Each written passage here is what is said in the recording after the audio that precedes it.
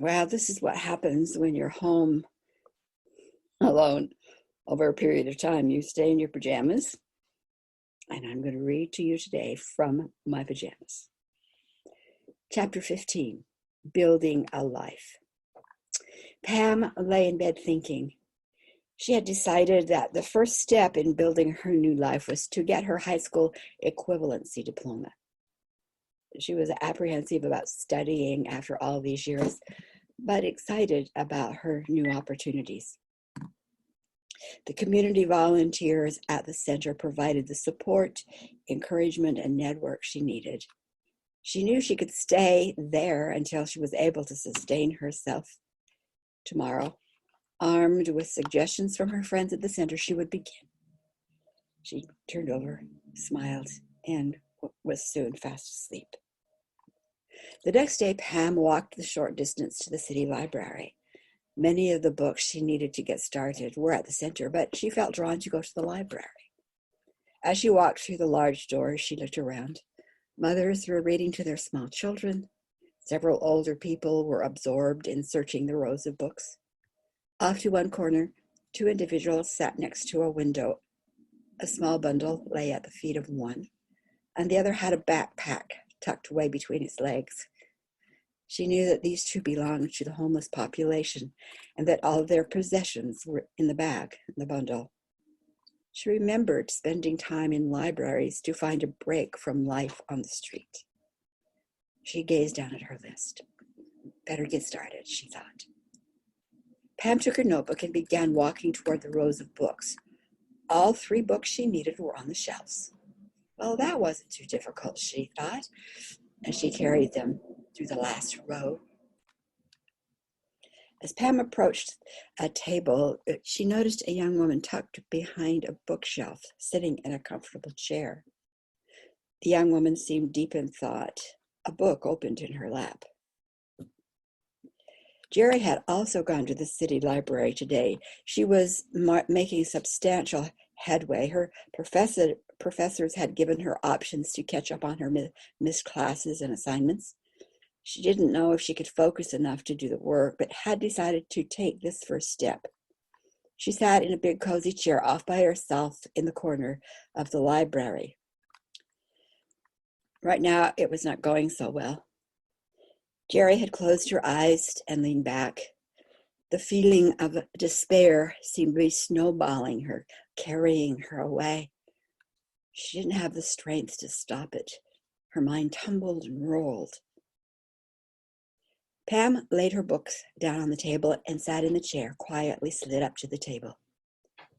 She opened the first book and began to read. Something drew her attention back to the young woman. It was apparent to Pam from the energy around her that the woman was in pain.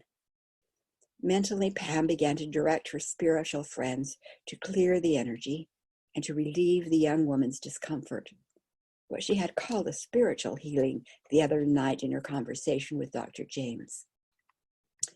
Suddenly, Jerry felt a shift. It was like a beam of light shining bright and steady through a dense fog. Everywhere the beam touched, the density cleared and a sense of lightness remained. Jerry looked up in surprise. Her eyes met Pam's gaze. They exchanged smiles, and the woman went back to her book. How strange, Jerry thought. I feel so different. Puzzling. She picked up her book to start again.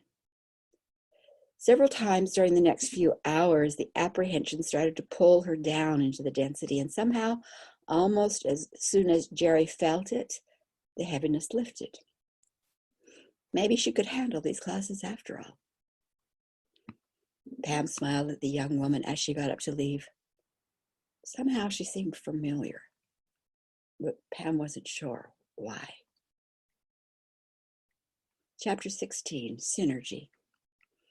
As she dressed for yet another day of study, Pam thought of the young woman at the library. She had been there each time Pam had studied this week. They had smiled their recognition, and today Pam decided to stretch. Her goal was to start a conversation and at least get to know the woman's name. She'd noticed that they seemed to gravitate to similar study areas. There was something very comfortable about this person. She skipped down the stairs up the stairs to the library's glass front double doors and entered. Oh, the air conditioning felt so good. Inside, she paused and looked around to see if the familiar face was there. Yes, over in the corner at a table. The woman was writing. She seemed intent. Pam made her way to the table and sat down. Immediately, she felt the troubled energy. She quieted herself, opened her book as if to read, and then called to her spiritual friends to clear the density. She held that focus for several minutes until she had a sense of completion. Then she looked up. Their eyes met, the azure blue and the dark brown. Hi, Pam said. You seem to be here about as often as I am. Are you studying for classes too? Jerry smiled slowly. Yes, I have some makeup work to do for college. This is a quiet place to do it. And you? Oh, I'm getting ready to take the test for my GED. I was about 3 months short of graduating when I stopped. Now I'm ready to move ahead. Good luck with that, Jerry responded, and then went back to her book. Thanks. Pam began her study, waiting for the next opening. 3 more times, Pam noticed the energy begin to get heavy. She glanced up and again called for clearing. When the woman looked up at the clock, Pam decided it was time to risk.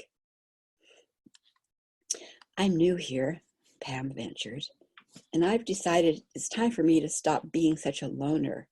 I was going to get soup and salad at the little deli down the street. Would you like to join me? I'd love to have the company. Jerry thought quickly.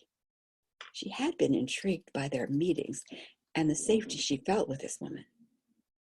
Why, sure, I hadn't thought about eating out. Let me call home and tell my mom of my change, and then I'd love to join you. Great, Pam smiled. By the way, my name is Pam. I'm Jerry. It's good to have a name to go with a face, she smiled. Be right back. She gathered her books into her backpack and walked to the library's lobby to use her cell phone.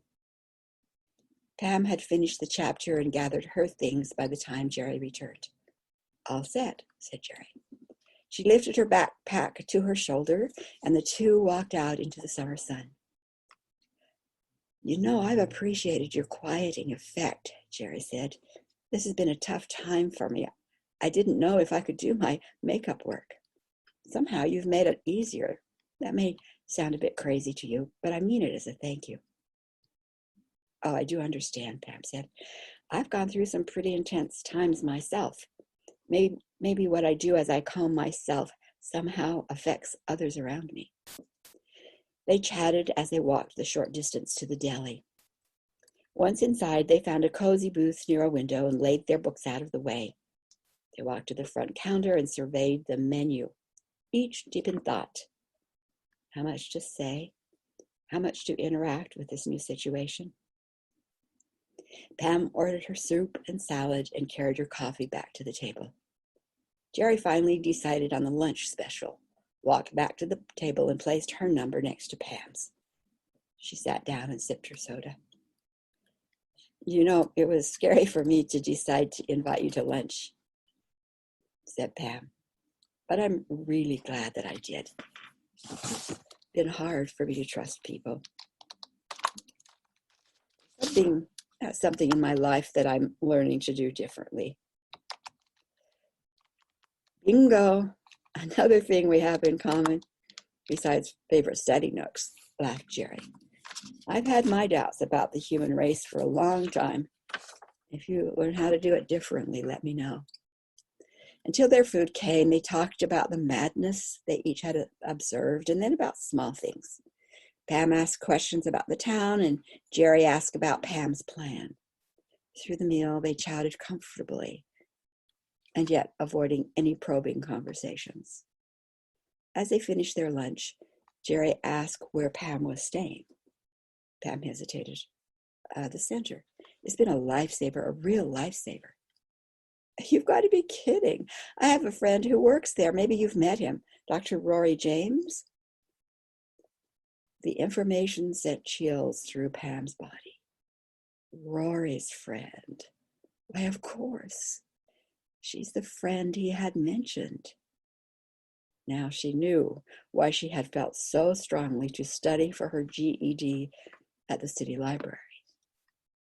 It was to meet Jerry.